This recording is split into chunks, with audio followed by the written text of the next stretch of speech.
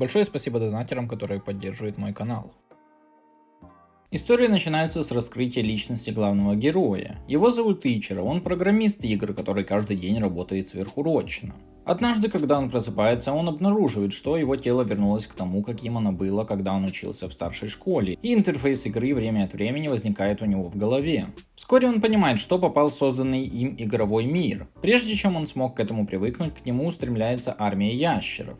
К счастью, перед поездкой сюда он вооружился свитками, которые используются для создания огненного метеора для проверки ошибок. Мощный огненный метеор мгновенно убивает всех ящеров. После получения опыта он сразу же достигает уровня 310, и все его характеристики достигают пика. Теперь он может использовать огненный метеор без использования реквизита. Кроме того, он получает много денег. Своими силами и финансовыми возможностями он определенно может доминировать в этом игровом мире. Ичиро складывает все вещи ящера в свою сумку и идет в сторону ближайшего города. Перед тем, как продолжить, хочу сказать, что вы можете поддержать мое творчество донатом. Все, кто задонатит любую сумму, будут появляться в начале каждого видео. Ссылку на донат можно найти в описании. Заранее спасибо. Позже он видит летающего дракона, направляющегося в город. Понимая, что все плохо, он торопливо гонится за ним. Однако дракон движется так быстро, что армия вокруг города вообще не может с ним бороться. Команда искателей приключений в городе спешит на помощь. Как раз в тот момент, когда они собираются победить дракона, он внезапно вырывается с огромной силой и атакует мага Зену. После этого он убегает. Когда Зена вот-вот умрет, Ичиро приходит вовремя и спасает ее. Зена благодарна Ичиро и восхищается его силой. Прибывают товарищи по команде Зены. Они не такие, как Зена, и настороженно относятся к Ичиро. К счастью, Зена изо всех сил старается их переубедить и снимает подозрения товарищей по команде. По дороге в город Ичиро пользуется возможностью познать мир. Он построен в средневековой архитектуре, и рабство до сих пор сохраняется в большинстве районов. В городе численность рабов составляет 20%. Кроме того, в этом мире есть не только люди, но также эльфы, орки и тому подобное. После прощания с искателями приключений Ичиро останавливается в гостинице в качестве временной базы для проживания. Затем он случайно беседует с трактирщиком и узнает, что в этом мире существуют легенды о повелителях демонов и героях. Но последний раз повелитель демонов появлялся много лет назад. Позже Ичиро просит дочь трактирщика отвезти его за продуктами и новой одеждой. Они видят на улице двух милых рабынь, полулюдей, над которыми издеваются, чего Ичиро терпеть не может, поэтому он быстро помогает двум маленьким девочкам. Сестра девочек Лиза прибегает к ним и показывает свою благодарность Ичиро после того, как узнала о ситуации, и уходит со своими сестрами. После этого Ичиро продолжает ходить по магазинам. Благодаря своим огромным финансовым ресурсам он покупает все, что видит, и шокирует дочь трактирщика, потому что она никогда не видела такого богатого человека. На обратном пути они видят повозку, перевозящую рабов. После того, как Ичиро отправился в этот мир, он все еще может проверить игровую систему в любое время. Скоро через систему он узнает, что в карете находится девушка, а именно принцесса разрушенного королевства Ариса. В данный момент Ариса, кажется, чувствует, что за ней кто-то наблюдает, и медленно поворачивает голову на Ичиро. Этот взгляд заставляет Ичиро почувствовать что-то плохое, и он решает держаться на расстоянии от этой девушки. Поэтому он забирает дочь трактирщика обратно в отель, чтобы отдохнуть. На следующее утро Зена находит Ичиро и хочет провести его по городу в обмен на ее спасение. Ичиро сложнее всего отвергать девушек, поэтому он с радостью идет с ней в город. Зена берет Ичиро в храм, где есть фрески про героев и повелителя демонов. С тех пор, как Ичиро прибыл в этот мир, он получил различные звания, кроме героя, что возбуждает его амбиции. И он решает стать им.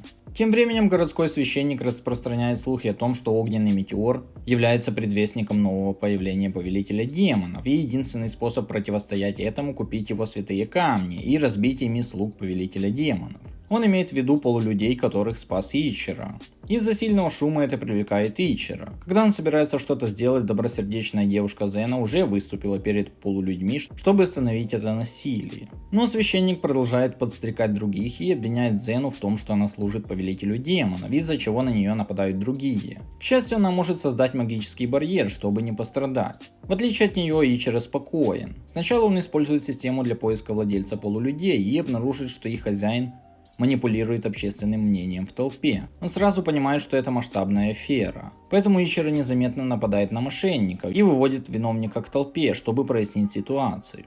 Именно тогда одноглазый демон выходит из тела преступника и в одно мгновение убивает священника. Увидев такую кровавую сцену, толпа быстро разбегается во все стороны. Демон вызывает большой магический круг и заводит всех в лабиринт.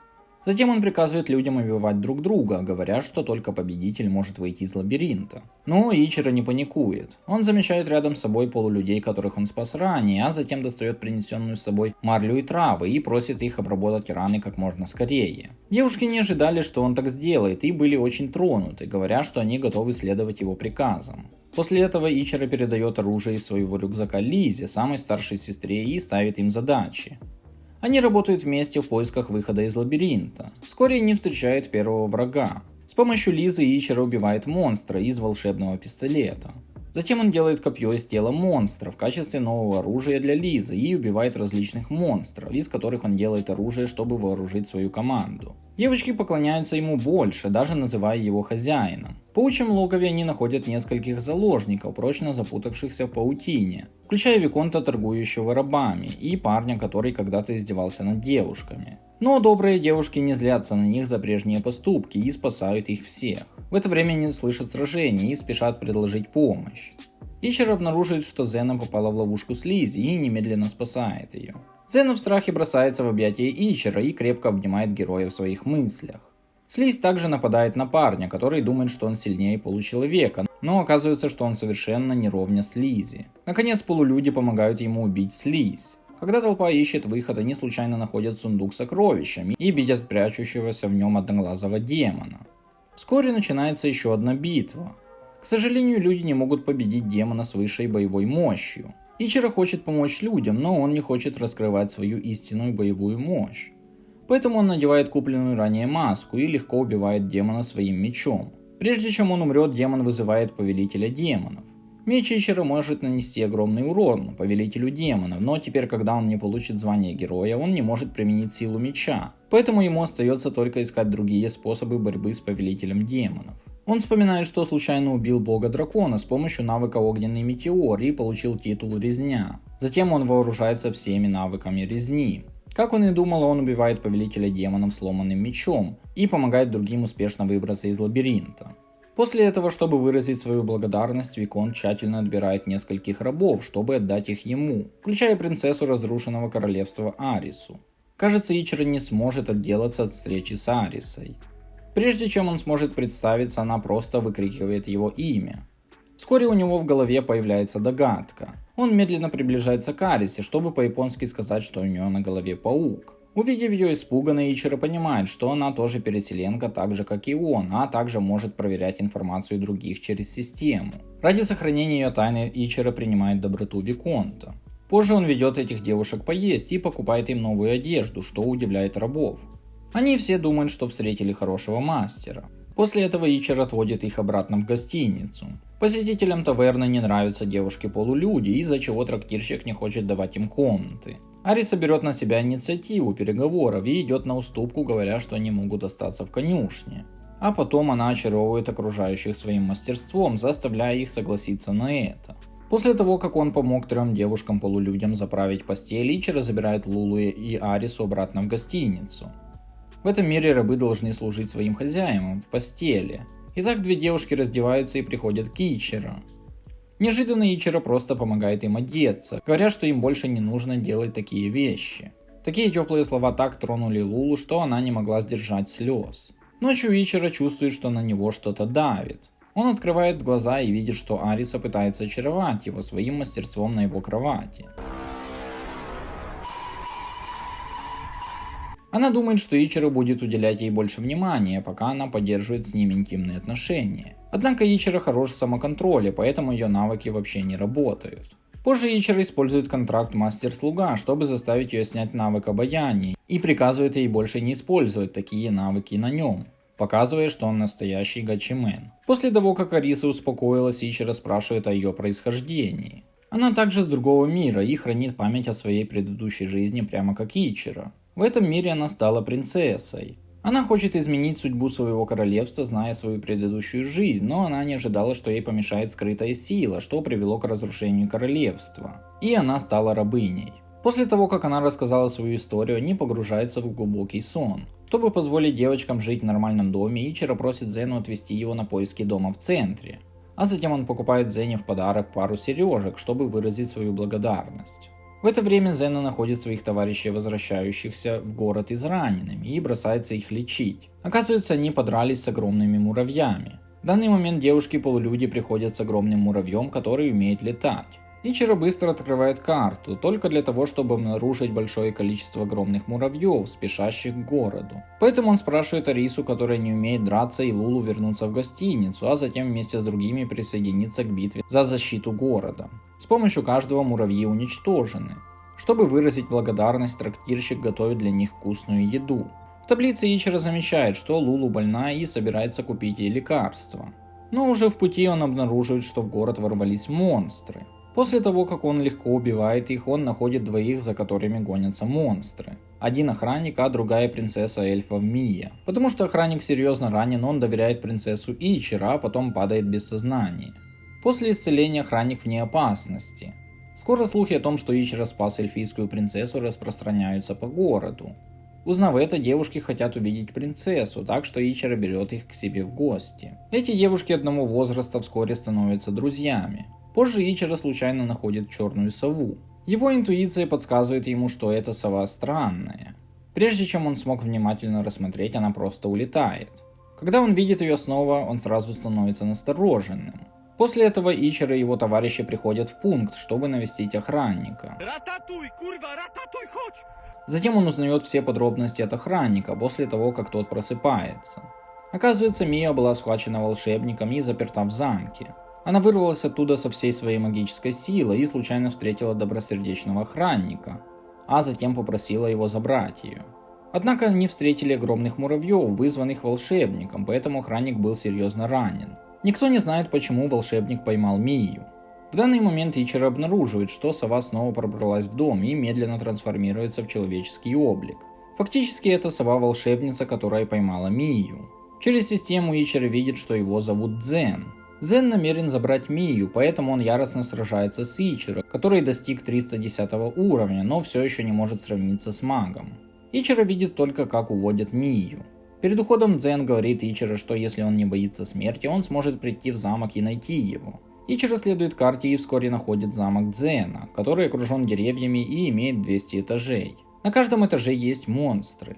Чем выше этаж, тем выше будет уровень монстров. Они смогут увидеть Дзена только тогда, когда доберутся до верхнего этажа. После осознания этого Ичиро начинает составлять план. Он быстро убивает монстров по пути и оказывается перед охранником 10 этажа, а именно лесным эльфом, и он намерен убить ее как можно скорее. Однако эльф не хочет драться и вместо этого целует его. Высосав большую часть его магической силы, она с радостью открывает ему потайную комнату. Ичиро находит здесь записку и узнает, что замок был спроектирован для обучения эльфов. Но потому что немногие эльфы смогли пройти его, это привело к жертвам, и эльфы закрыли замок. После того, как Ичиро выходит из потайной комнаты с помощью лесного эльфа, его отправляют на 100-й этаж. Здесь он знакомится с 3 красавицами одинаковой внешности, и они искусственные люди, созданные лесными эльфами. Ичиро не может убить красивых девушек, поэтому он уходит после того, как сбивает их с ног. Позже он продолжает убивать монстров и наконец приходит увидеть Дзена. Дзен говорит, что победить его смогут только те, кто заслужил звание героя, и вызывает 7 искусственных девушек, чтобы сражаться против Ичиро. Неожиданно после того, как он победил всех искусственных людей, Ичиро легко получает звание героя. Оказывается, Дзен уже знал, что Ичиро достоин стать героем, поэтому он планировал сделать Ичиро героем с помощью этих испытаний. Много лет назад дворянину понравилась жена Дзена. Он унизил ее и убил всю ее семью. После воскрешения Дзен стал нежитью и отомстил ему. Но его мучает бессмертие, поэтому он хочет, чтобы герой убил его.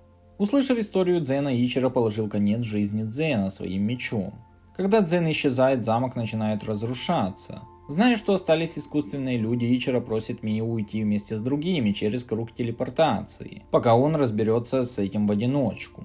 Затем он успешно спасает других. Искусственные люди воздвигают надгробие умершей паре Дзену и его жене и предлагают остаться здесь. Один из них готов остаться с Ичиро, и он называет ее номер 7. После этого Ичиро намерен сопроводить эльфийскую принцессу Мию обратно в эльфийский лес. Затем он отправляется в путешествие в карете со своими девочками. Когда они отдыхают, Ариса находит уникальный для Японии храм, который пробуждает у нее и Ичиро воспоминания об их предыдущей жизни.